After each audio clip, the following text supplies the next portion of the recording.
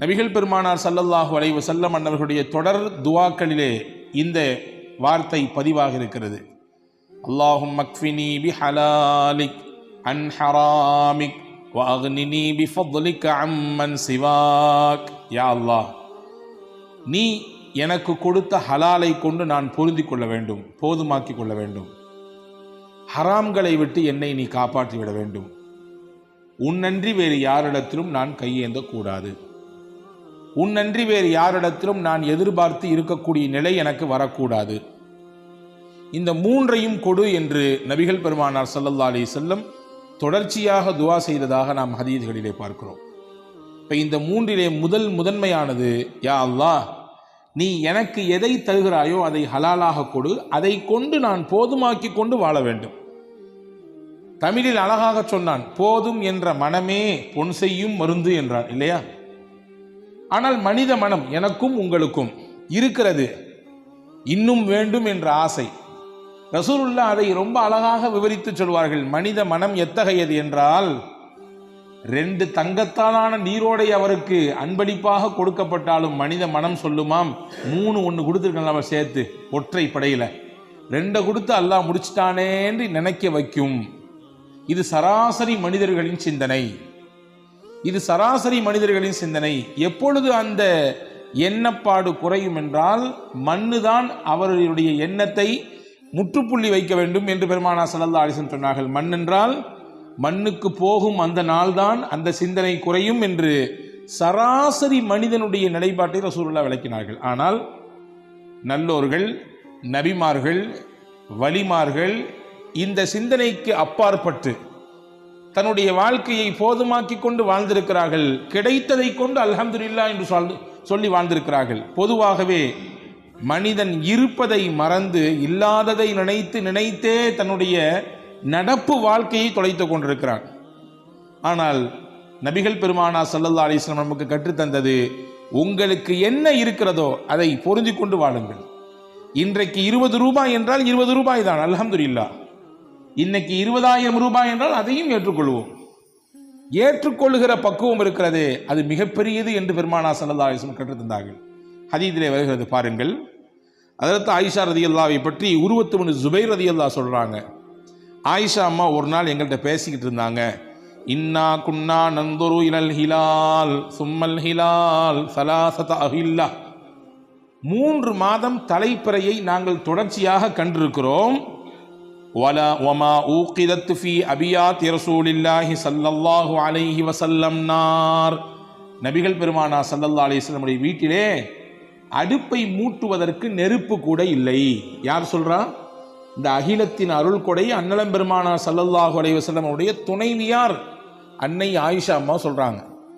3 மாசம் தொடர்ச்சியா தலைப்புறைய பார்த்தோம். ஆனா ரசூலுல்லாஹ்வுடைய வீட்டில் அடுப்பு எரிக்கிறது கூட எண்ணெய் இல்லை. இப்போ பக்கத்தில் இருந்த உருவத்து பின் ஜுபைர் ரலியல்லாஹு கேட்டாங்களா, யா ஹாலாமா தஆமுக்கும், அந்த காலகட்டத்தில் உங்களுக்கு எப்படி உணவு? வீட்டில் அடுப்பே இல்லைன்னா எங்கிட்டு உணவு இருக்கும்? நீங்கள் எதை சாப்பிட்டு நீங்கள் உங்களுடைய அந்த பசியை போக்கிக் கொண்டீர்கள் என்று கேட்ட பொழுது ஹஜ்ரத் அன்னை ஆயிஷா ரலியல்லாஹு தஆலா அன்ஹா திருப்தியோடு சொன்னாகலாம், அத்தமரு வல் மா, தாகம் எடுத்தால் தண்ணீர், பசி வந்தால் பேரிச்சம்பழம், அவ்வளவுதான். தாகம் எடுத்தால் தண்ணீர், பசி வந்தால் பேரிச்சம்பழம். இதுதான் இந்த காலகட்டத்திற்கான நமக்கான அல்லாஹ்வின் முடிவு என்பதை ஏற்றுக்கொண்டோம். இது கிடைத்ததே, பொருந்தி கொண்டோம்.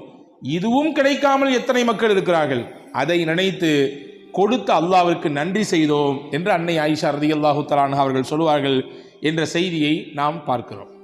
இப்போ அன்பான சகோதரர்களே, போதும் என்கின்ற மனம் இருக்கிறது, நிம்மதியை தரும். மனது அங்கும் இங்கும் அலைபாயாது. ஒரு விதமான பதட்டத்தோடே நாம் இருக்கக்கூடிய சூழல் ஏற்படாது. மன அமைதியை தருவதோடு மட்டுமல்ல, மகிழ்ச்சிக்கும் அது காரணமா. இன்னைக்கு இப்படிதாம்மா நம்ம குடும்பத்தினுடைய சூழல் இதுதான், இதை நீங்க புரிஞ்சுக்கணும். இப்படித்தான் அத்தாவுடைய வருமானம் இருக்கிறது, இப்படித்தான் அண்ணனுடைய வருமானம் இருக்கிறது, இதை கொண்டு தான் நாம் வாழ பழகி கொள்ள வேண்டும். இதை தாண்டிய ஒரு பிரம்மாண்டமான விரிவாக்கம் நிறைந்த வாழ்க்கையை நம்ம எதிர்பார்க்க கூடாது. அல்லாஹ் கொடுத்தால் அதையும் ஏற்றுக்கொள்வோம், இப்படி கொடுத்தால் இதையும் ஏற்றுக்கொள்வோம் என்கின்ற பக்குவத்தை நபிகள் பெருமானார் ஸல்லல்லாஹு அலைஹி வஸல்லம் சமுதாயத்திற்கு சொல்லித் தருகிறார்கள். அது கிடைத்து விட்டால் மனதிற்கு நிம்மதி கிடைக்கும், அது கிடைத்து விட்டால் மனதிற்கு மகிழ்ச்சி கிடைக்கும் என்று பெருமானார் ஸல்லல்லாஹு அலைஹி வஸல்லம் அவர்கள் சொன்னார்கள்.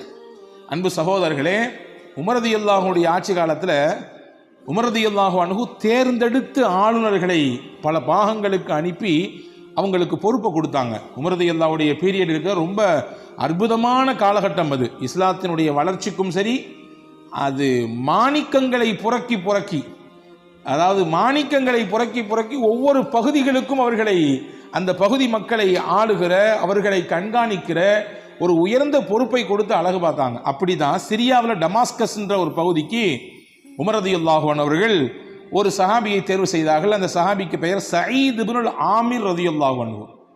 சயீத் இப்னுல் ஆமிர் ரலியல்லாஹு அன்ஹு டமாஸ்கஸினுடைய ஆளுநர், பொறுப்பாளர். அவரை பற்றி அந்த ஊர் மக்கள் உமர் ரலியல்லாஹு வந்து ஒரு சில கம்ப்ளைண்ட் வச்சாங்க, சில குற்றச்சாட்டு வச்சாங்க. என்ன தெரியுங்களா? டெய்லி காலையில் கரெக்டாக வேலைக்கு வரமாட்டேங்கிறாரு, பொறுப்புக்கு வரமாட்டேங்கிறாரு, லேட்டாக வர்றாரு. எப்பொழுதுமே அவர் பணிக்கு வருவது நண்பகல் நேரத்தில் தான், சூரியன் உச்சி சாய்ந்ததற்கு பிறகுதான் வரவே செய்கிறார். ஒன்று. ராத்திரி நேரத்திலே மக்கள் பணியை ஆற்றக்கூடிய ஆளுநர், மக்களுடைய நிலை எப்படி இருக்குது, எந்த மாதிரியான நிலையில் மக்கள் வாழ்கிறாங்க, அவங்களுடைய உண்மைத்தன்மை என்ன அப்படிங்கிறதெல்லாம் பார்க்குறதுக்கு ரோந்து போகணும். அது அவர் வர்றதே கிடையாது. அதே மாதிரி பார்த்தீங்கன்னா மாதத்தில் ஒரு 2 நாள் லீவ் எடுத்துக்கிறார், மாதத்தில் 2 நாள் விடுமுறை எடுத்துக்கொள்கிறார். 4வதாக எங்களிடத்திலே பேசிக்கொண்டே இருப்பார், திடீர் என்று மயக்கமுற்று கீழே விழுந்து விடுவார்.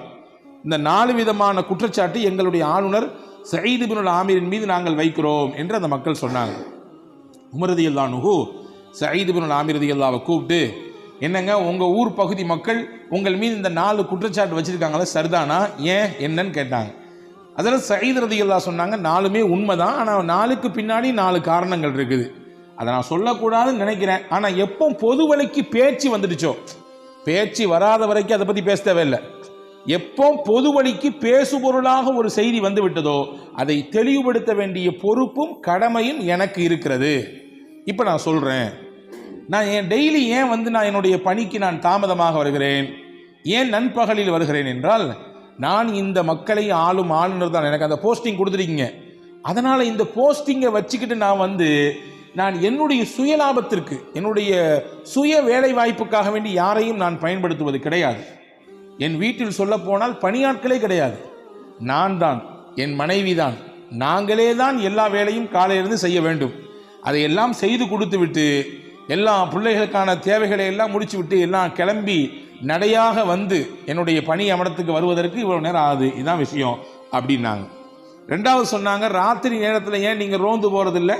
சயீத் இப்னுல் ஆமிர் ரலியல்லாஹு சொன்னாங்க, பகலெல்லாம் மக்களுக்காக வேண்டி நான் கொடுக்கிறேன், ராத்திரி மட்டும்தான் மிச்சம் இருக்கிறது. என் வீட்டுக்கும் தர வேண்டும் நேரத்தை, படைத்தவனுக்கும் தர வேண்டும். படைத்தவனுக்கு முன்னால் நிம்மதியாக நின்று வணங்கி வழிபடுவதற்கு இரவை நான் ஒப்படைத்து விட்டேன். எனவே பகலெல்லாம் மக்கள் பணி, ராத்திரி மக்களை படைத்த ரப்பின் பணி, அவனுக்கு முன்னால் நிற்கக்கூடிய பணி, அதை செய்வதற்காக வேண்டித்தான் என் இரவை நான் ஒதுக்கியிருக்கிறேன். 2. 3வது சொன்னாங்க, மாசத்துல 2 நாள் லீவ் போடுறீங்களாமே, என்ன காரியம்? அதில் சயீத் இப்னுல் ஆமிர் ரலியல்லாஹு சொன்னார்கள், நான் இந்த நகரத்தினுடைய ஆளுநர், படோடாமமான வாழ்க்கை, அதாவது பகட்டு வாழ்க்கை, அப்படியான சூழலுக்கு இன்னைக்கு உலகம் தள்ளப்பட்டிருக்கிறது. காசே இல்லைனாலும் ரொம்ப கடன் வாங்கியாவது நம்மளுடைய இந்த நிகழ்ச்சியை சிறப்பாக நடத்தி காட்டணும் அப்படின்ற மாதிரியான சிந்தனை இன்னைக்கு நிறைய பேர்ட்ட இருக்குது. ஆனால் ஒரு ஊரின், சொல்ல போனால் ஒரு நாட்டின் ஆளுநர், டமாஸ்கஸ் என்ற மிகப்பெரிய பறந்து விரிந்த அந்த பகுதிக்கான ஆளுநர் ஹஸரத் சயீத் இப்னுல் ஆமிர் ரலியல்லாஹு சொல்றாங்க, 2 நாள் விடுப்பு எதற்கு என்றால், நான் உடுத்துவதற்கு 2 நல்ல துணிகள் தான் இருக்கிறது. அந்த 2 நல்ல துணிகளை மாற்றி மாற்றி மாற்றி மாற்றி தான் நான் பயன்படுத்துவேன். இந்த 2 நாளில் தான் நான் அதை துவைத்து உலர வைத்து காய வைத்து மறுபடியும் அதை போட்டுக்கொள்வதற்கு எனக்கும் சரி, என்னுடைய வீட்டினுடைய அந்த பணிகளையும் சரி செய்வதற்கு எனக்கு 2 நாட்கள் தேவைப்படுகிறது. எனவே தான் நான் விடுமுறை எடுத்துக்கொள்கிறேன் என்று சயீத் இப்னுல் ஆமிர் ரலியல்லாஹு சொன்னாங்க. 4வது, ஏன் திடீர்னு மயக்க போறேன்னு கேட்ட பொழுது, முன்னால் நடந்த ஒரு நிகழ்ச்சியை சொல்லி காட்டி, என்னுடைய நண்பர் ஹுபைப் ரலியல்லாஹு அன்ஹு அவர்கள் ஷஹீதாக்கப்பட்ட பொழுது மக்காவிலே நான் அப்பொழுது இஸ்லாத்தை ஏற்றுக்கொள்ளாதவனாக இருந்தேன். அல்லாஹு தாலா அவனுடைய சத்திய இஸ்லாத்தை ஏற்றுக்கொண்டதற்காக வேண்டி ஹுபைப் ரலியல்லாஹு அன்ஹு தூக்கு மேடையிலே தூக்கி எறியப்பட்டார்கள். அவர்கள் கழுத்து நெரித்து கொல்லப்பட்டார்கள். அந்த சமயத்தில் அவங்க அந்த நேரத்திலும் கூட அல்லாவை விட்டு கொடுக்கவில்லை, அல்லாவின் தூதரை அவர்கள் விட்டு கொடுக்கவில்லை. சின்ன ஒரு வார்த்தை கூட சொல்லாமல் அதை வலியையும் வேதனையும் தாங்கிக்கிட்டாங்க.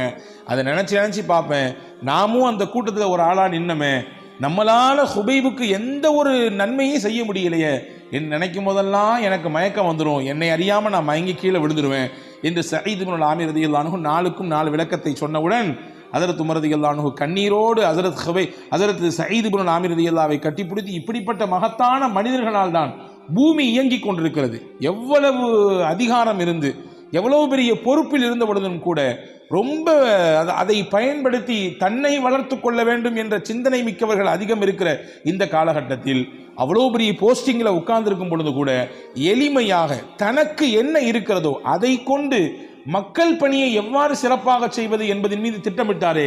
இப்படியான உங்களை போன்ற மனிதர்களால் தான் பூமி இயங்கிக் கொண்டிருக்கிறது, வானம் இடிந்து கீழே விழுந்து விடாமல் தடுக்கப்பட்டிருக்கிறது என்ற ஹஜ்ரத் உமர் ரலியல்லாஹு அன்ஹு சயீத் இப்னு ஆமிர் ரலியல்லாஹுவை பாராட்டினார்கள் என்பதாக நாம் பார்க்கிறோம். ஆக மன நிம்மதியையும் மகிழ்ச்சியையும் நிறைவாக நம் வாழ்க்கையில் நாம் பெற வேண்டும் என்றால் நம்மிடத்தில் இருக்க வேண்டிய முதல் அம்சம் எது இருக்கிறதோ அதை கொண்டு போதுமாக்கி கொண்டு வாழக்கூடிய அந்த பக்குவத்தை பெற்றுக்கொள்ள வேண்டும்.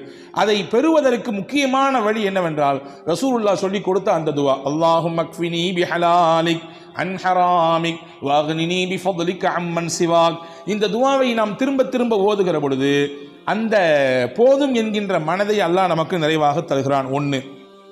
2வது, மன நிம்மதியையும் மகிழ்ச்சியையும் பெறுவதற்கு 2வது வழி, தமிழில் சொல்லுவோம் அல்லவா, மறப்போம் மன்னிப்போம்.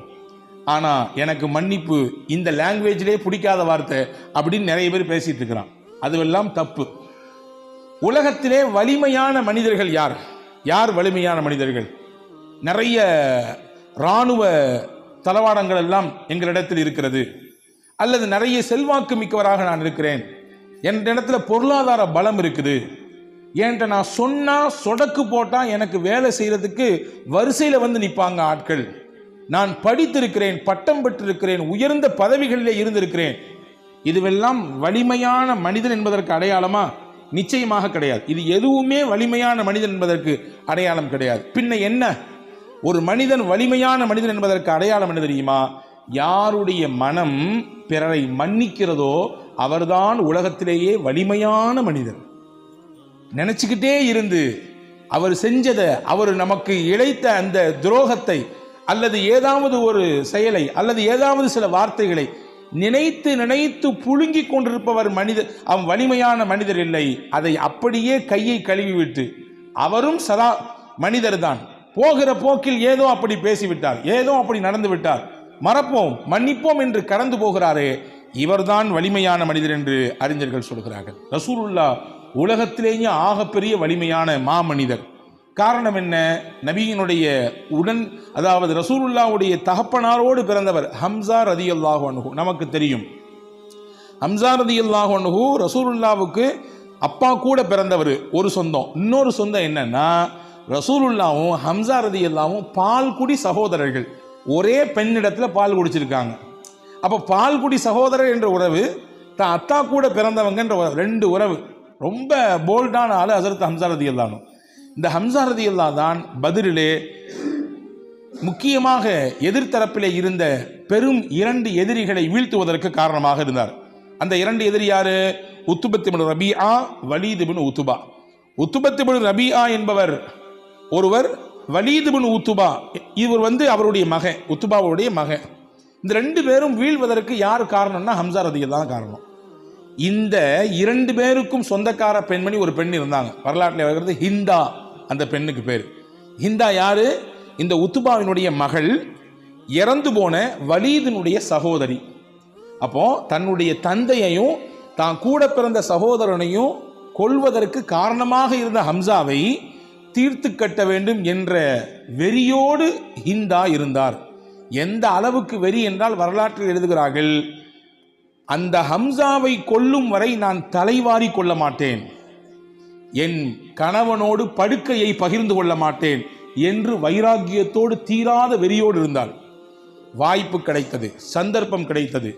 அடுத்த வருடம் உஹது யுத்தம், ஹம்சா ரலியல்லாஹு அவர்களை கொல்வதற்கு ஒரு ஆளை நியமிக்கிறார் இந்த ஹிந்தா. யார் அந்த ஆள்? அவர்தான் வஹ்ஷி.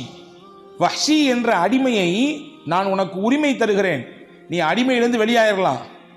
நீ எனக்கு செய்ய வேண்டிய விஷயம் ஒன்னே ஒண்ணுதான், ஹம்சாவை போட்டு தள்ளணும். நீ உனக்கு அடிமையிலிருந்து வெளியாயிரலாம் ஒண்ணு. இன்னொன்னு, நீ எதிர்பார்க்காத செல்வத்தை உனக்கு தருவேன். உன் வாழ்க்கையிலே பார்க்க முடியாது, வாழ்நாள் முழுக்க சம்பாதிச்சாலும் உன்னையால் அவ்வளோகான சேர்க்க முடியாது, அவ்வளவு செல்வத்தை உனக்கு தருவேன். 2 தர்றேன், எனக்கு வேண்டும், ஹம்சாவை கொல்லணும். வஹ்ஷிக்கு காசு கிடைக்குதோ பொருள் கிடைக்குதோ அது பெருசாவே தெரியல அவருக்கு. அவர் அடிமை. அந்த அடிமை என்ற இடத்திலிருந்து வெளியாகி எல்லாரையும் மாதிரி சுதந்திரமா இருக்கணும் அப்படின்னு ஆசைப்பட்டார். இந்த வார்த்தை அவருக்கு பெரிய ஆறுதலா இருந்துச்சு. கடைசியில இந்த வஹ்ஷி தான் ஹம்சா ரலியல்லாஹு கொன்றார். நீங்கள் ஹம்சா ரலியல்லாஹு வரலாற்றை எல்லாம் வாசிக்க வேண்டும். அதாவது இஸ்லாமியர்களாகிய நாம், நமக்கு இருக்கக்கூடிய அந்த வீர வரலாறு, நமக்கு இருக்கக்கூடிய ஆறுதல் தரக்கூடிய வரலாறு எவ்வளவு நமக்கு புண்பட்ட இதயத்திற்கு மருந்து போடுகிறது தெரியுமா? உலகத்தில் முஸ்லிம்களுக்கு இருப்பதை போன்று உண்டான மகத்தான வரலாறு வேறு எந்த சமுதாயத்தும் கிடையாது. எல்லாத்துக்குமே நமக்கு ஒரு முன்மாதிரி இருக்குது. அதிலிருந்து எடுத்து நம்முடைய வாழ்க்கைக்கான பாடத்தை, நம்முடைய கஷ்டத்திற்கான தீர்வை அங்கிருந்தே பெற்றுக்கொள்ளலாம். ஹம்சா ரலியல்லாஹு கொல்லப்பட்டார்கள். எந்த அளவுக்கு என்றால் அவர்களுடைய வயிறு கிழிக்கப்பட்டது, அவருடைய ஈரக்குலைகள் எடுத்து கடித்து மென்று ஹிந்தா துப்பி எறிந்தாள். அந்த அளவுக்கு வெறி. தான் தகப்பனாரையும் சகோதரனையும் கொன்ன ஹம்சா ரலியல்லாஹுவை பழிதீர்த்து கொண்டாள் ஹிந்தா. இது முந்திய வரலாறு. அப்படி பேக்ல வாங்க, ஒரு 10 வருஷத்துக்கு பின்னாடி, 10 வருஷம் கூட கிடையாது, ஒரு 6 வருஷத்துக்கு பின்னாடி அந்த அம்மாவுக்கு மனமாற்றம் ஏற்படுது. ரசூலுல்லாவுக்கு பெரிய வலி. ஹம்சாவினுடைய அந்த இறப்பை பார்த்து, அவருடைய உடல் சிதைந்து கிடக்கக்கூடிய அந்த காட்சியை பார்த்து ரசூலுல்லாவை ஒரு கட்டம் ஆடி போய் விட்டார்கள், கண் கலங்கி விட்டார்கள். இப்படியான ஒரு வெறி செயல், என்ன ஒரு குரூர சிந்தனை, கொடூர சிந்தனை இது! இப்படி உடலை சிதைத்து சின்னாபின்னப்படுத்திருக்காங்களே சொல்லி ரசூலுல்லாவே அப்படியே கலங்கி போன தருணம் அது. 6 வருஷம் கழித்து ஹிந்தாவுக்கு மனமாற்றம் ஏற்பட்டு தன்னுடைய கணவர் அபூ சுஃபியான் இஸ்லாத்தை ஏற்றுக்கிட்டாரு. நானும் இஸ்லாத்தை ஏற்றுக்கணும்னு ஆசைப்படுறேன், ஆனால் நீங்கள் என் கூட வாங்க, நீங்கள் தான் முஸ்லீம் ஆயிட்டீங்களா, இப்போ முகமதை போய் சந்திப்போம், ரசூலுல்லாவை சந்தித்து நானும் அவங்கள சந்தித்து இஸ்லாத்தை ஏற்றுக்கணும் என்று சொன்ன பொழுது அபூ சுஃபியான் நான் வரமாட்டேன்ட்டார். நீ பண்ண செயல் அவ்வளவு கொடூரமானது, எனக்கே பொறுத்துக்கல. அவர் கூட இருந்த ஹம்சாவை இப்படி கொன்றாயே, அவருடைய மனம் எவ்வளவு நொந்திருக்கும் என்று அபூ சுஃபியான் சொன்னார். கடைசியில் ஹிந்தா அந்த பெண்மணிக்கு மனசே கேட்கல, உஸ்மான் ரலியல்லாஹு பிடித்தார். அதே போன்று தன்னுடைய சகோதரர் இன்னொருவர் இருந்தார், அபூ ஹுதைஃபத் இப்னு உத்பா, அவரையும் பிடிச்சார். நீங்கள் 2 பேர் தான் ரெக்கமெண்ட் பண்ணணும், கூட்டு போங்க, முகமது ஸல்லல்லாஹு அலைஹி வஸல்லம் கூட்டு போங்க. கூட்டு போனார்கள். முகமது நபி ஸல்லல்லாஹு அலைஹி வஸல்லம் கருணையே உருவான ஹாத்தமுன் நபி அவர்கள் அந்த பெண்மணியை ஏற்றுக்கொண்டார்கள், அவர்களிடத்திலே பையத் செய்தார்கள். அவர்கள் செய்த அந்த குற்றங்களை அல்லாஹ் மன்னித்து விடுவான், உங்களுக்காக வேண்டி வல்ல அல்லாஹ்விடத்திலே நான் பிழை பொறுக்க தேடுகிறேன் என்று சொன்னார்கள். இஸ்லாமிய வரலாற்றிலே அற்புதமான ஒரு நிகழ்ச்சி நடந்தது. ரசூலுல்லாவின் சிறிய தகப்பனார் ஹம்சாவை கொல்லுவதற்கு காரணமான ஹிந்து பின் உத்துபா இஸ்லாத்தை நபிகளின் கரத்திற்கு முன்னாலேயே ஏற்றுக்கொள்கிறார். அன்பு சகோதரர்களே, சராசரி மனிதராக இருந்து நாம் இதை பார்ப்போம். யாருக்காவது மனசு பொறுக்குமா? ஒன்றும் இல்லைங்க. ஒரு 4 பேர்த்துக்கு முன்னாடி வச்சு நம்மளை ஒருத்தர் பேசிட்டாரு, அவமானப்படுத்திட்டாரு, மனசை காயப்படுத்திட்டாரு, சந்தர்ப்பத்தை தேடிக்கிட்டே இருப்போம். கிடைச்சா அவரை 4 பேர்த்துக்கு இல்லை 40 பேருக்கு முன்னாடி வச்சு பழி வாங்கணும், திருப்பி பேசணும். அவர் வீசிய அந்த வார்த்தைகளின் கணை எவ்வளவு பெரிய தாக்கத்தை நமக்கு ஏற்படுச்சோ அதை விட முடிந்தால் 4 மடங்கு திருப்பி கொடுக்க வேண்டும் என்று நினைப்பதுதான் மனித இயல்பு. ஆனா இதை கடந்து முஹம்மது ஸல்லல்லாஹு அலைஹி வஸல்லம் தனக்கு உயிருக்கும் உயிரான ரொம்ப நெருக்கமான ஹம்சாவை கொண்ட காரணமாக இருந்த ஹிந்தாவை மன்னித்தார்கள் என்றால், எனவேதான் நான் சொன்னேன், உலகத்திலேயே ஆகப்பெரிய வலிமை மிக்க மனிதர் யார் என்றால், பிறருடைய தவறை குற்றத்தை மன்னிக்கிற மனப்பான்மை யாருக்கு இருக்கிறதோ அவர்தான் உலகத்திலேயே வலிமை மிக்க மனிதர், அவர்தான் உலகத்திலேயே ஆற்றல் மிக்க மனிதர். ரசூலுல்லாஹ் ஆற்றல் மிக்க மனிதராக இருந்தாங்க.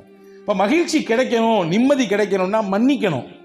காலத்துக்கு மன்னிக்க மாட்டேன், இறந்து போனாலும் தீதாரை பார்க்க கூட நீ வரக்கூடாது பார்த்துக்கோ என்று சொல்லுபவர் தான் இன்று நம்மிலே பலர் உண்டு. உறவுகளுக்கு இடையிலே எவ்வளவு விரிசல், அண்ணன் தம்பிகளுக்கு இடையிலே எவ்வளவு விரிசல், சொந்தங்களுக்கு இடையிலே எவ்வளவு விரிசல், பகை, வன்மம். அந்த வன்மமும் பகையையும் உள்ளத்தில் வைத்து எதைதான் சம்பாதிக்க போகிறோம் நாம், எதைதான் கொண்டு போக போகிறோம் நாம். வன்மத்தோடே நாம் இறந்து விட்டால், அன்பர்களே இந்த வார்த்தையை நீங்கள் கவனியுங்கள், வன்மத்தோடும் வெறுப்போடும் இறந்து விட்டால் நம் மீது யார் கோபத்தோடு இருக்கிறாரோ அவர் நமக்காக வேண்டி கையேந்துவாரா? நம்முடைய இழப்பை நினைத்து அவர் வருந்துவாரா? போய் தொலையட்டும் முசீபத்து, இத்தனை காலம் எவ்வளவு கொரூரம், எவ்வளவு வன்மத்தோடு இருந்தா மனுஷன், செத்து தொலையட்டும் என்று அவர் சொல்லிவிட்டார். நம்முடைய மறுமையை அது கெடுப்பதற்கு அது காரணமாகிவிட்டால்.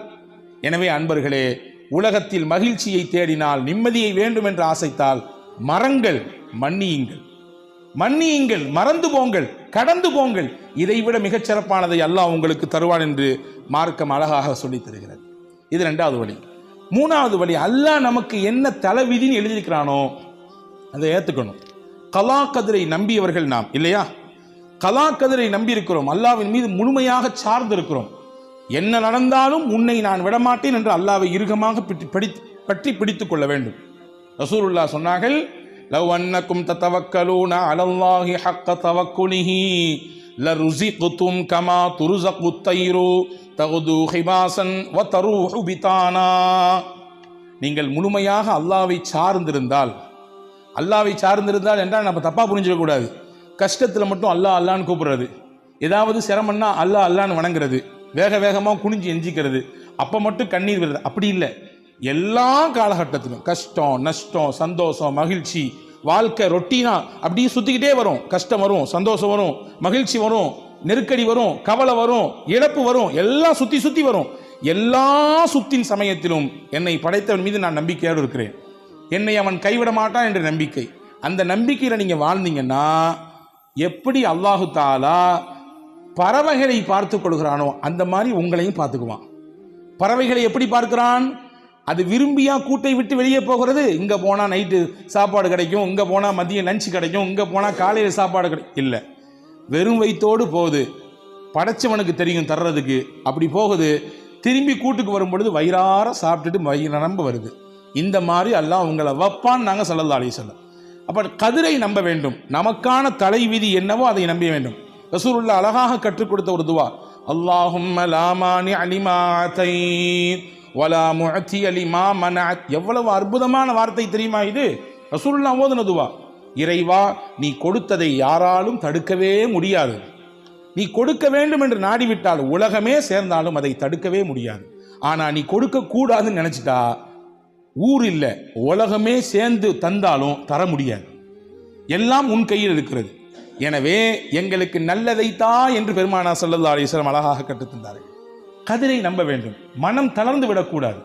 ஹதீஸிலே வருகிறது, ஒரு மனிதருக்கு அல்லாஹ் சொர்க்கத்திலே ஒரு பிரம்மாண்டமான மாளிகை கட்டும். நாம் என்ன வீடு கட்டுகிறோம், இதை விட 100 மடங்கு இல்ல, லட்சம் மடங்கு இல்ல, கோடி, அதை விட தாண்டி பிரம்மாண்டமான வீட்டை அல்லாஹ் கட்டி வைப்பான்.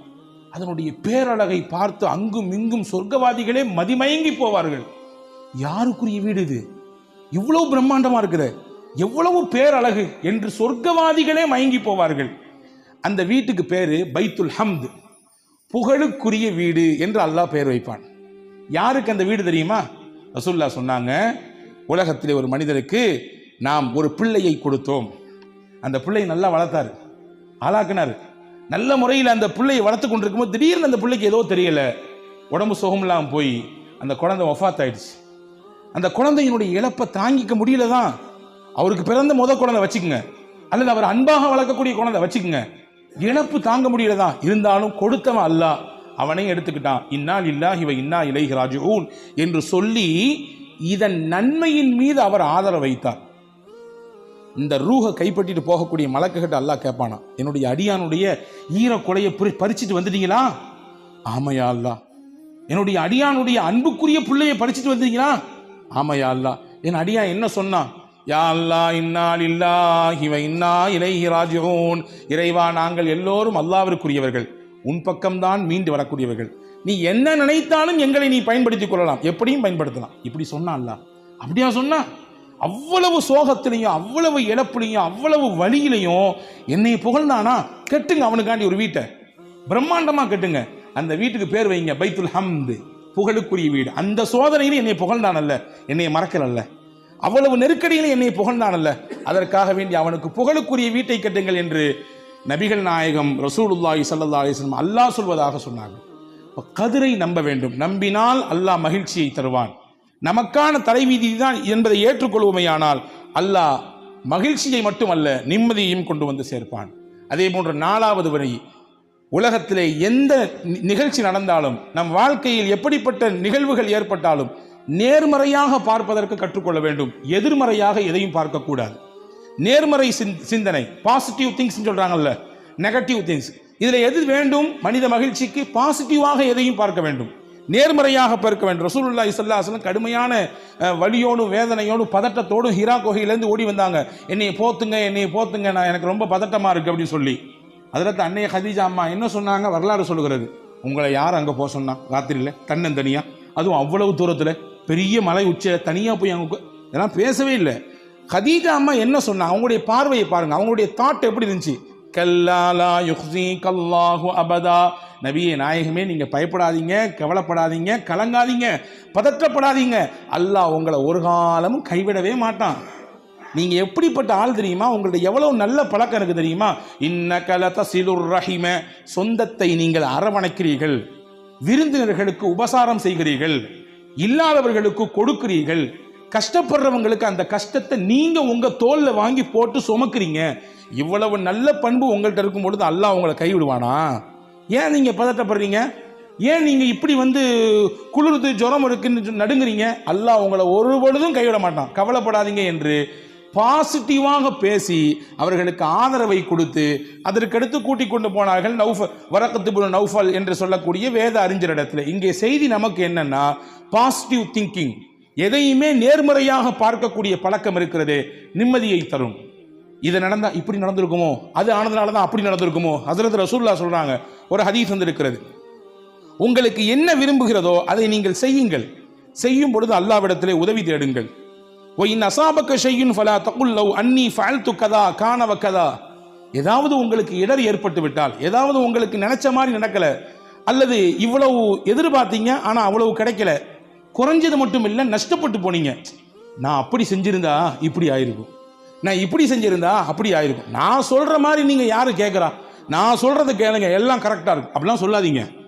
இது எல்லாமே ஷைத்தானுடைய வார்த்தை. நாங்கள் சொல்லலாம், இது எல்லாமே ஷைத்தானுடைய வார்த்தை. சொல்லிட்டு சொன்னாங்க, எது நடந்தாலும் இப்படி சொல்லுங்கள், கத்தரல்லாஹு மா ஷாஅ ஃபஅல, அல்லாஹ் நாடியது நடந்திருக்கிறது, அவ்வளவுதான், முடிஞ்சு. இதான் கதிரு, இதான் தலைவிதி, அது நடந்திருக்குது அப்படின்னு சொல்லி கடந்து போயிருங்க நாங்கள் ஸல்லல்லாஹு அலைஹி வஸல்லம்.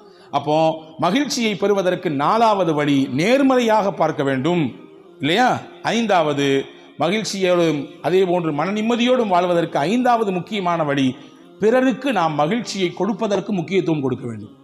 நாம எப்படி சந்தோஷமா இருக்கணும்னு ஆசைப்படுறோமோ அந்த மாதிரி பிறரை சந்தோஷப்படுத்துறதுக்கு நம்முடைய வாழ்க்கையில கொஞ்சம் நேரங்களை ஒதுக்கிக்கணும். ரசூலுல்லாஹ் சஹாபாக்கள் கேட்டாங்க, யா ரசூலல்லாஹ், நாங்கள் செய்யும் செயலிலேயே சிறந்த செயல் எதுன்னு கேட்டாங்க. ரசூலுல்லாஹ் சொன்னாங்க, தொழுக, நோன்பு அல்லது தஹஜ்ஜத்து, இதெல்லாம் ஓகே, இதெல்லாம் சிறப்பான செயல் தான், மாற்றுக்கிறதே கிடையாது. ரசூலுல்லாஹ் சொன்னாங்க, ஒரு முஸ்லீம் செய்யும் செயலிலேயே சிறந்த செயல் எது தெரியுமா? ஒரு மனிதனுடைய உள்ளத்திலே மகிழ்ச்சியை ஏற்படுத்துறது காரணமா இருக்கிறது. ஒருத்தனை சந்தோஷப்படுறதுக்கு அவர் காரணமா இருப்பார். அவர் வார்த்தையோ அல்லது அவருடைய செயலோ அல்லது அவருடைய கொடுக்கல் வாங்கலோ பிறருக்கு சந்தோஷத்தை தரும். அதுதான் சிறப்பான செயல் என்று பெருமானார் ஸல்லல்லாஹு அலைஹி வஸல்லம் சொன்னார்கள். ஹதீஸிலே வந்திருக்கிறது, பெருமக்களே நீங்கள் கேளுங்கள் கண்டிப்பாக இதை. மறுமை, ஒருவன் இறந்து போய்விட்டால் அவரை கொண்டு போய் மண்ணறையிலே அடக்கி விடுகிறோம் இல்லையா? மண்ணறை என்பது தனிமையின் வீடு, அங்கே துணைக்கு யாரும் கிடையாது. நமக்கு பக்கத்திலே ஆள் இருக்கும், கூப்பிட்டால் நம் குரலை கேட்டு ஓடுவதற்கு உதவி செய்வதற்கு எக்கச்சக்கம் உலகத்தில் உண்டு. ஆனால் மன்னரை தனிமையின் வீடு. ஆனால் உலகத்தில் யாரு அடுத்தவங்களை சந்தோஷப்படுத்தினாங்களோ அது அவர் கொடுத்த ₹1 இருக்கலாம், அல்லது ஒருவேளை சாப்பாடா இருக்கலாம், அல்லது அவர் கஷ்ட காலத்தில் செய்த ஒரு உதவியா இருக்கலாம், வச்சுக்கங்க, அவர் கொடுத்த ஏதோ ஒரு ஆலோசனையா இருக்கலாம், அல்லது அவர் கொடுத்த ஏதோ ஒரு சின்ன வழிகாட்டுதலா இருக்கலாம். அதனால அவருக்கு நல்ல வேலைங்க, அந்த இடத்துல அந்த சந்தில் ஒருத்தர் இருந்தார், ஒரு பாய், அவர்கிட்ட கேட்டேன், அவர் தான் கரெக்டாக வழிகாட்டினார், அவர் மட்டும் அங்கே இல்லைன்னு வச்சுங்களேன் வேற எங்கேயோ மாறி போயிருப்பேன். இது ஒரு சந்தோஷம், இது ஒரு மகிழ்ச்சிக்கான காரணம். இப்படி ஏதோ ஒரு காரணத்திலே மனிதருக்கு மகிழ்ச்சியை கொடுத்தார். ரசூலுல்லாஹ் சொன்னாங்க, இந்த மகிழ்ச்சியை அல்லாஹ் நாளைக்கு என்ன செய்வான் தெரியுமா? இவர் இறந்த பின்னாடி இதற்கு உருவம் கொடுப்பான். உருவம் கொடுத்து கபருக்கு பக்கத்தில் கொண்டு போய் வச்சிருவான். அது சொல்லுமா, பயப்படாத, நீ ஒன்றும் கலங்காத, பதட்டப்படாத, தனிமையில் இருக்கு நினைச்சு நீ பதட்டப்படாத, உன் கூட நான் இருக்கேன் துணைக்கு. ஏன்னா நீ உலகத்தில் வாழும் பொழுது எத்தனை பேரை சந்தோஷப்படுத்தின, எத்தனை பேரை மகிழ்ச்சிப்படுத்தின, உன்னுடைய பொருளாதாரத்தை கொண்டு எத்தனை பேர் மகிழ்ச்சியா இருந்தாங்க, உன்னுடைய உதவியை கொண்டு எத்தனை பேர் ஆனந்தப்பட்டார்கள். எனவே உன்னை திடுக்கத்தில் ஆழ்த்த மாட்டான் அல்லாஹ். நீ செய்த மகிழ்ச்சி, நீ கொடுத்த மகிழ்ச்சியெல்லாம் உருவப்படுத்தி என்னை உனக்கு பக்கத்தில் வைத்து விட்டான், உனக்கு நிம்மதிதான், சந்தோஷம்தான் என்று அது அல்லாஹ் நம்மை பார்த்து சொல்லும் என்று பெருமானார் ஸல்லல்லாஹு அலைஹி வஸல்லம் சொன்னார். எனவே அன்புக்குரியவர்களே, உலகத்திலே மகிழ்ச்சியாக வாழ வேண்டும் என்றால் பிறருக்கு மகிழ்ச்சியை கொடுக்க வேண்டும். தமிழிலே அழகாக சொல்லி வைத்தான், மகிழ்வித்து மகிழ். பிறரை மகிழ்ச்சிப்படுத்தி அதை பார்த்து நீங்க சந்தோஷம் அடைங்க.